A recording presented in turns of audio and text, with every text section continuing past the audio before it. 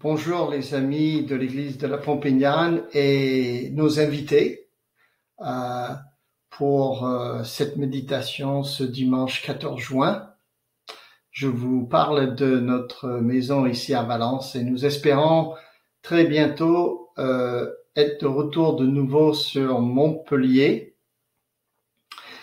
Comme vous savez, nous avons terminé très récemment, dimanche dernier, tout un parcours du livre des Actes, ce livre qui nous raconte le début de l'Église et ce que Dieu a fait à travers son esprit pour communiquer la bonne nouvelle de Jésus non seulement à Jérusalem, mais autour de Jérusalem, en Judée et Samarie et jusqu'à des soi-disant extrémités de la terre. Et j'ai le privilège de partager avec vous une méditation sur un autre texte ce matin, qui sera basé sur l'épître aux Hébreux. Maintenant, je ne sais pas quelle est votre réaction quand j'annonce le livre qui va nous aider à nous encourager ce matin. Mais en partie, si j'ai choisi ce livre, c'est en partie parce que depuis un certain temps, je trouve qu'il y a des leçons de vie dans ce livre un peu compliqué, donc des leçons de vie qui m'encouragent. Je peux vous dire que, surtout depuis 2 ans, j'ai été surpris par la mort de certaines de mes amies, soit à Nantes, soit en Angleterre, et très récemment, j'ai perdu un ami en région parisienne par un cancer. Et ça m'a vraiment beaucoup attristé. Je vous ai souvent cité cette phrase de Billy Graham que je trouve très réaliste, alors que nous sommes des gens de la foi. Nous devons marcher dans un monde rempli de tristesse, de péché, de conflits, d'incertitudes. Et Billy Graham a dit la chose suivante: la vie, même à son meilleur, n'est que tristesse. Et j'ai vécu une certaine tristesse depuis quelques semaines, alors que je pense à mon ami que Dieu a repris avec lui. Il est maintenant avec le Seigneur Jésus. L'épître aux Hébreux, lorsque on l'aborde, peut sembler être un peu compliqué. Une des raisons pourquoi nous, les modernes, ne s'accrochent pas tout de suite à ce livre, c'est parce que ce livre, d'abord, c'est évident, n'a pas été écrit à nous. C'était écrit pour nous, mais pas à nous. C'était écrit à des Juifs qui étaient devenus chrétiens et qui avaient été dispersés dans l'Empire romain et qui subissaient un degré assez sévère de persécution. Et l'auteur, nous ne savons pas qui a écrit cet épître, et en réalité ce n'est pas important. Cet auteur s'adresse à des interlocuteurs juifs. Et si on accepte ça d'abord, on peut rentrer un petit peu dans leur manière de réfléchir et savoir pourquoi l'auteur leur parle comme ça. Vous verrez, si vous me suivez, que l'auteur a très bien organisé la manière qu'il adresse ses chrétiens. Alors, ces chrétiens étaient, si vous voulez une petite image, comme des pèlerins qui avaient bien commencé, qui avaient pris leur bâton de pèlerin de foi et qui ont marché dans les pas de Jésus, mais sous la force et la puissance de la persécution, ont décidé momentanément de se mettre au bord de la route et dire, est-ce que cette foi en Jésus, ça vaut vraiment la peine? Et si vous voulez comprendre la manière que cet écrivain aborde ces chrétiens juifs, je pense qu'il serait intéressant de constater la chose suivante en image. Maintenant, je n'ai pas de PowerPoint, mais vous verrez bien avec cette feuille de papier que je montre devant moi que l'auteur a divisé sa lettre, son échange avec ces chrétiens persécutés d'une manière intentionnelle. Et quand je vous dis ça, ce que je veux vous dire, c'est que cette lettre est un mélange d'enseignements, d'enseignements didactiques au sujet de la comparaison de l'Ancien Testament par rapport à Jésus lui-même. Et si vous gardez en vous, dans votre esprit, que Jésus est supérieur à chaque aspect que l'auteur soulève, vous verrez la manière que l'auteur souhaite venir à côté de ces chrétiens en arrêt dans leur foi, dans le doute même, pour les convaincre de repartir par la foi. Ce qui est en orange est plutôt de nature de l'enseignement, et ce que vous voyez en vert est plutôt des passages d'avertissement plutôt sévères. Ce que vous voyez en jaune ici est un petit passage qui est une conclusion de tout ce qui précède dans l'enseignement jusqu'au chapitre 8. Et vous voyez que l'auteur adresse ces Hébreux devenus chrétiens avec l'enseignement et mélangé, donc ce qui est en orange, mélangé avec ce qui est en vert, qui sont des avertissements pour vraiment les secouer, pour revenir de nouveau à la foi. Voilà en image une aide pour comprendre la manière que pas l'apôtre, mais l'écrivain adresse ces chrétiens. Et j'espère simplement partager avec vous que dans ma lecture de cet épître que je lis depuis des années, je constate que l'autre adresse 3 défis ou problèmes qui me parlent. Et j'espère qu'il peut vous parler aussi. Ces 3 leçons, on peut les résumer en 3 mots.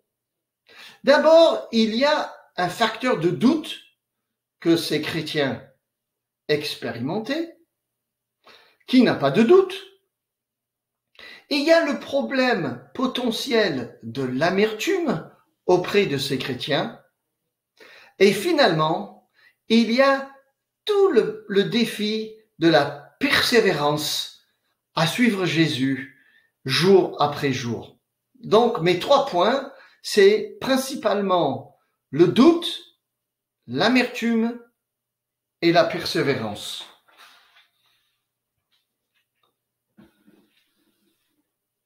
D'abord, le doute. Autrement dit, que faire lorsque la vie devient difficile? Est-ce que la vie est difficile pour vous en ce moment? C'est peut-être le cas. Je ne serais pas surpris. Imaginons la difficulté et le doute que ces chrétiens auraient pu expérimenter. Ils avaient quitté la pratique religieuse juive qui était assez visible si on y réfléchit. Certains qui habitaient à Jérusalem avaient un temple. Ils pouvaient voir les sacrifices. Ils pouvaient voir le prêtre souverain.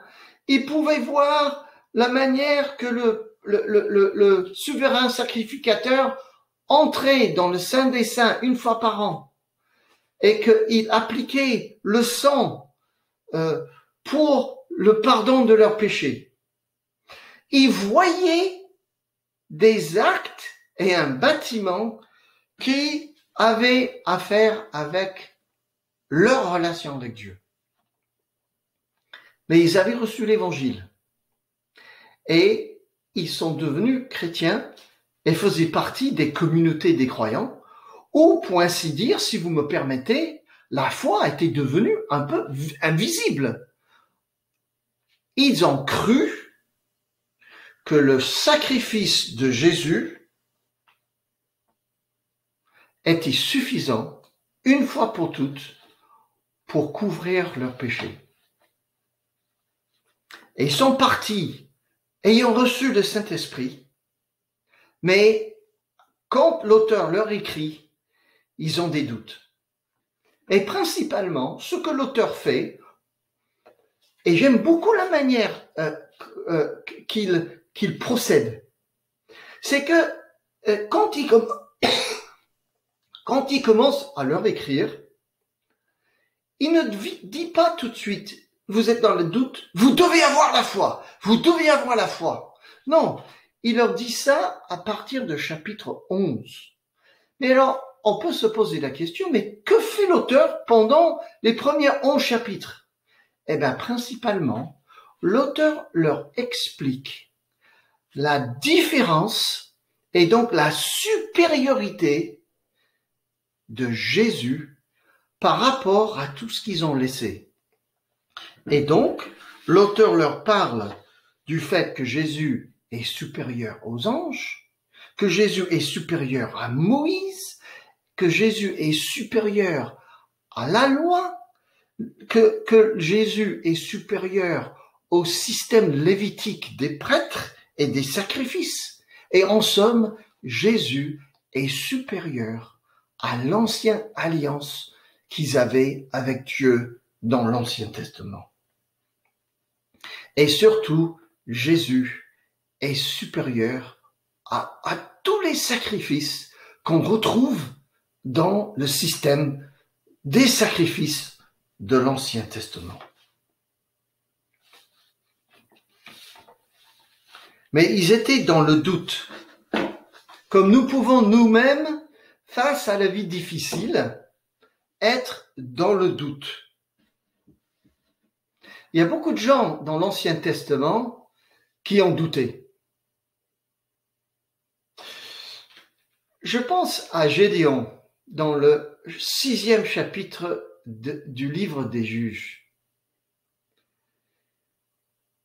Pourquoi Dieu a pris tant de temps avec Gédéon pour le convaincre qu'il allait œuvrer pour libérer le peuple? C'est parce que, en sorte, Gédéon habitait dans un moment où il n'avait jamais vu l'action de Dieu. Il rencontre Dieu lui-même par l'ange de l'Éternel, et Dieu est très patient avec lui.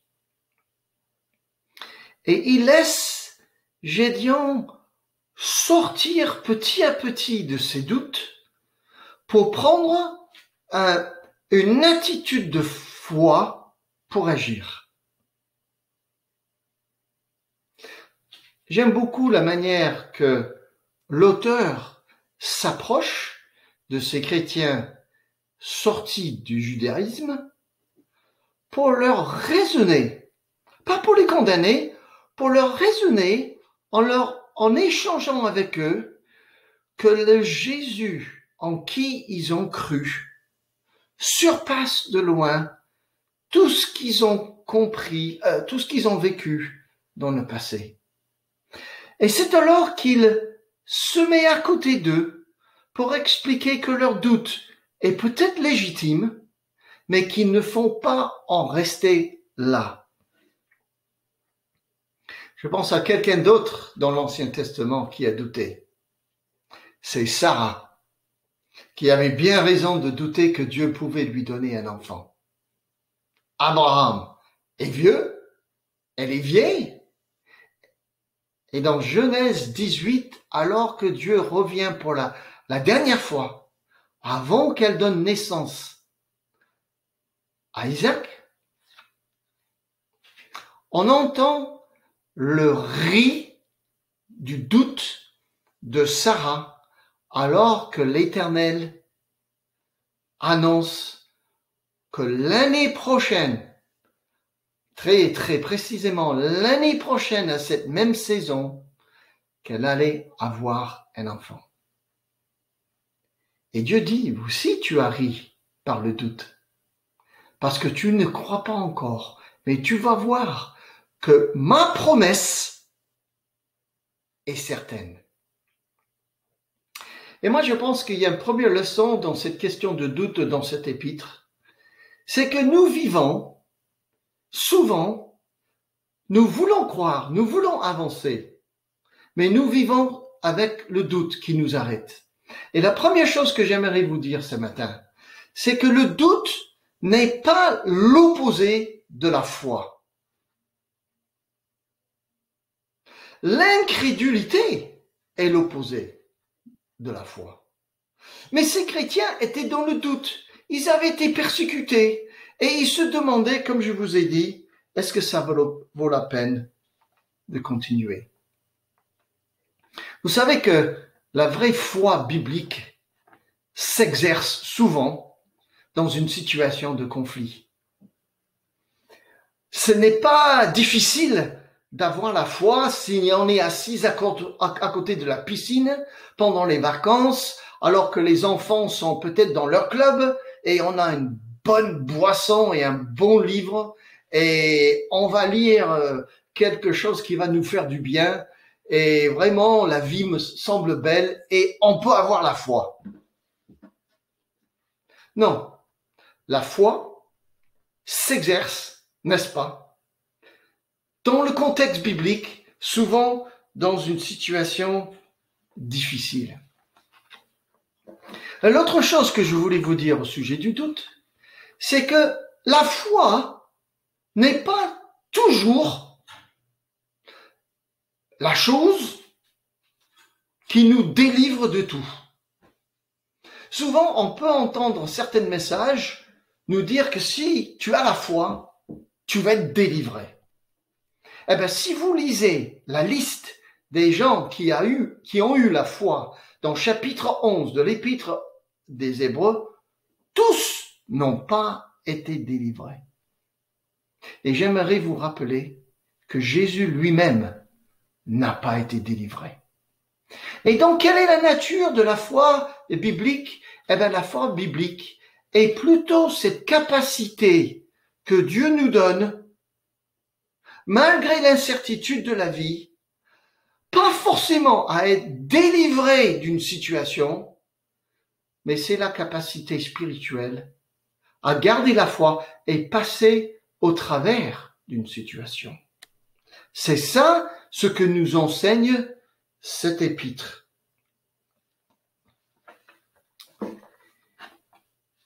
Je peux vous donner beaucoup d'exemples, mais vu que l'heure tourne, j'aimerais peut-être m'arrêter là. Je voulais juste répéter que la foi n'est pas quelque chose qui existe uniquement pour nous délivrer.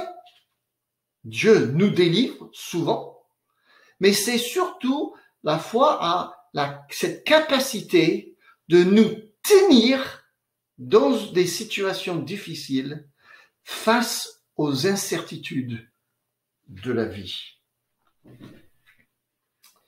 Nous avons des doutes et Dieu ne nous condamne pas. Il veut raisonner avec nous.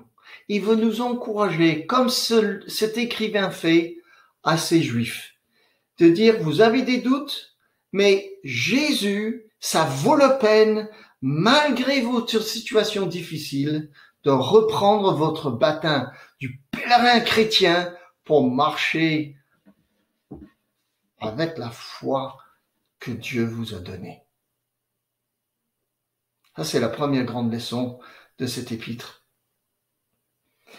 La deuxième leçon que je constate dans cet épître, c'est un danger. Et j'appelle ça le danger de l'amertume. Parce que si le doute n'est pas condamné par cet écrivain inspiré, l'amertume est condamnée. L'amertume est un danger capital. Et avant que je vous oublie de le dire, parce que je regarde mes notes, j'estime que lorsque nous lisons l'Ancien Testament, nous croyons que David avait un énorme danger devant lui dans la personne de Goliath. Et on aime beaucoup lire 1 Samuel chapitre 17 en disant David a vaincu le plus grand géant qui existe. Mes amis, Goliath n'était pas le plus grand danger que David a rencontré.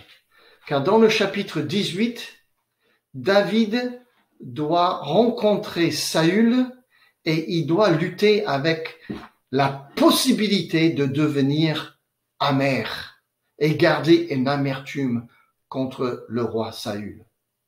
Et le plus grand géant que David a rencontré n'était pas Goliath, mais ce danger de garder l'amertume dans notre cœur. Il y a 5 discours dans l'évangile de Matthieu, et vous connaissez dans Matthieu 18 cette histoire, cette parabole que Jésus raconte du serviteur impitoyable. N'est-ce pas? Un homme qui a été pardonné d'une dette qu'il ne pouvait pas rembourser. Et il sort de chez le roi et il trouve un copain qui lui doit quelque chose. Pas énorme, mais quelque chose. Et il lui serre le cou et il l'étrangle. Jusqu'à ce qu'il paye, il veut dire. Et cette histoire montre, comme Jésus dit, que si nous ne pardonnons pas, si nous gardons notre amertume,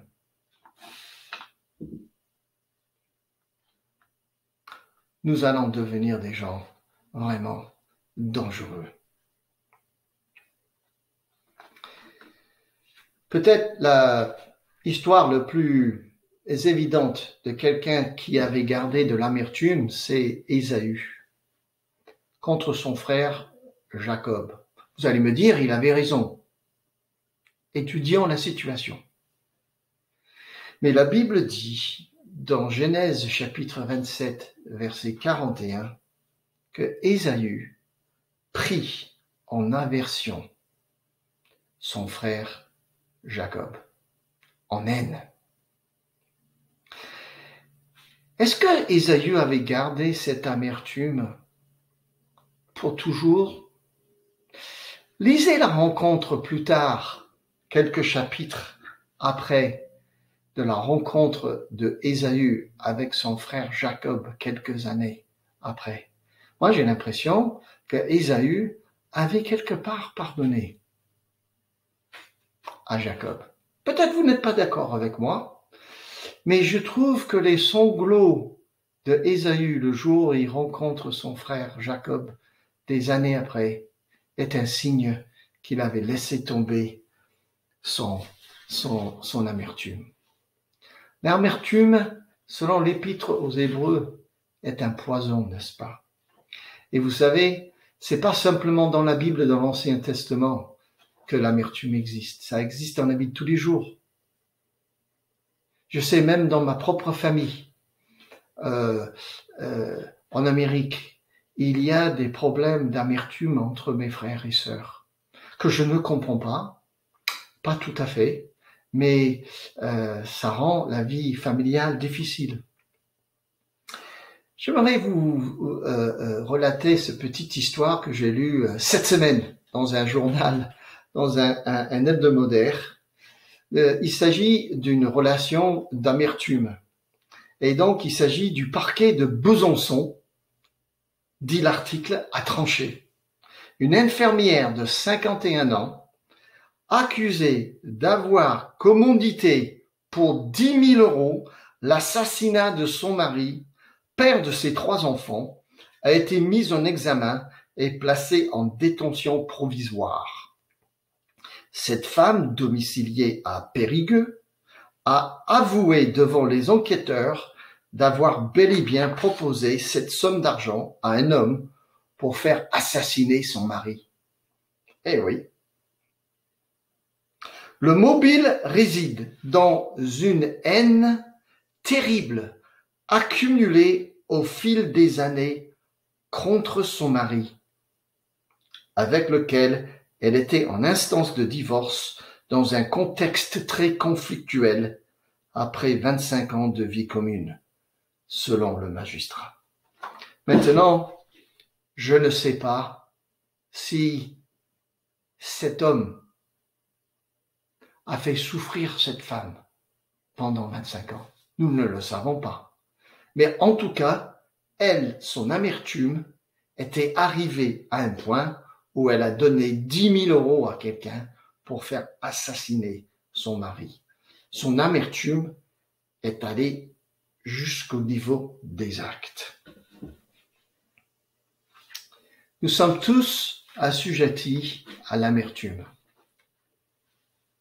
Pendant mes 13 ans où j'étais responsable pour des campagnes d'évangélisation en France, où j'ai pu voyager à droite et à gauche dans des centaines d'églises, je pense que j'ai été en contact avec environ 6 000 jeunes qui ont fait quelque chose avec nous pendant nos campagnes. Et je dois vous dire qu'en écoutant leurs défis et leurs problèmes, leur désir de marcher avec Jésus, souvent le problème de fond était qu'ils avaient de l'amertume contre leurs parents, contre quelqu'un dans leur entourage. Et je suis venu parfois à la conclusion que malgré leur foi chrétienne, ils avaient un certain degré d'amertume envers Dieu lui-même. Cela vous étonne? Pas moi. Je pense que nous pouvons, et je le constate souvent, nous pouvons avoir parfois une dent contre Dieu qui, peut-être, nous avons l'impression qu'il nous a un peu laissé tomber. J'aimerais vous lire un verset qui nous parle de l'amertume dans cet épître aux Hébreux. C'est une exhortation assez forte que l'auteur nous adresse aujourd'hui, le 14 juin 2020. Voici, dans le chapitre 12, verset 13, voici ce que l'auteur dit à ces chrétiens, mais qui nous dit à nous. Faites tous vos efforts pour être en paix avec tout le monde et cultivez la sainteté sans laquelle nul ne verra le Seigneur. Verset 15, Veillez à ce que personne ne passe à côté de la grâce de Dieu, qu'aucune racine d'amertume ne pousse et ne cause du trouble en empoisonnant plusieurs d'entre vous. Le doute, l'amertume et maintenant la persévérance. La troisième leçon que nous avons dans cet épître, l'auteur termine, après avoir parlé, après avoir raisonné, après avoir venu à côté de ces chrétiens qui étaient dans la souffrance de la persécution, il leur rappelle qu'ils ont peut-être des doutes. Il faut faire attention à ne pas tomber dans l'incrédulité, et j'aimerais revenir à l'incrédulité en vous lisant quand même un verset qui est très fort. J'ai oublié de vous le lire et j'aimerais vous le lire. Au sujet de l'incrédulité, l'auteur est très très catégorique. Il dit dans le chapitre 3, versets 12 et 13, « Prenez donc garde, frères et sœurs, que personne parmi vous n'ait le cœur mauvais et incrédule au point de se détourner du Dieu vivant. » Et c'est ce que je voulais laisser à ce point au niveau sur ce point de niveau de l'incrédulité. Mais l'auteur ne laisse pas les interlocuteurs et ses lecteurs là. Il les encourage à reprendre leur bâton et marcher avec Jésus, malgré les incertitudes de la vie. Et donc, voici ce que dit l'auteur dans le chapitre 10, versets 35 et 36. Il va après dans le chapitre 11 leur rappeler que beaucoup de personnes dans l'histoire du peuple d'Israël, dans l'Ancien Testament, ont marché, ont persévéré par la foi, comme des exemples pour eux. Et avant de parler de cette grande liste, il dit, n'abandonnez pas votre assurance. Une grande récompense lui appartient, car il vous faut de la persévérance, afin qu'après avoir accompli la volonté de Dieu, vous obteniez ce qu'il vous a promis.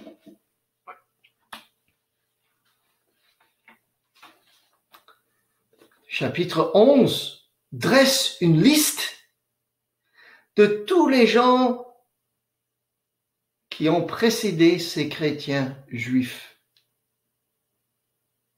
Et l'auteur dirige leur attention sur toutes ces différentes histoires dans lesquelles nous trouvons la biographie.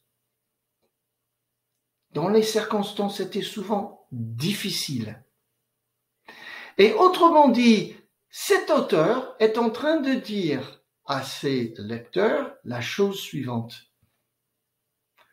Vous avez bien commencé. Je vous encourage à continuer pour bien terminer. Je le dis souvent et je le constate dans mon parcours ici en France, c'est que je vois beaucoup de choses démarrer. Peut-être avec éclat, peut-être avec motivation et effervescence spirituelle, mais moi, ce qui m'intéresse aujourd'hui, c'est quelque chose non seulement qui démarre, mais qui termine. Il y a beaucoup de gens dans l'Ancien Testament qui ne terminent pas bien, vous le savez. Mais l'auteur parle dans chapitre 11 des gens qui ont persévéré par la foi, qui ont eu des doutes, qui ont refusé l'amertume et qui ont continué et persévéré.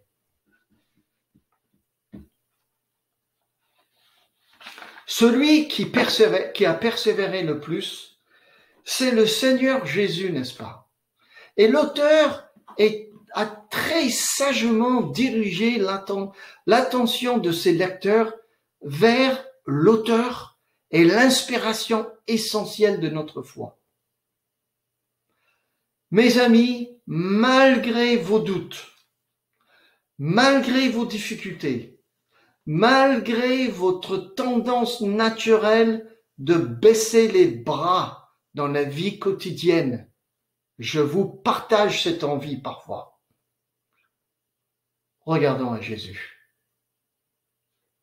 Écoutons ces versets qui terminent notre méditation de ce matin, qui se trouvent dans le chapitre 12 de cet épître, au verset 1. C'est pourquoi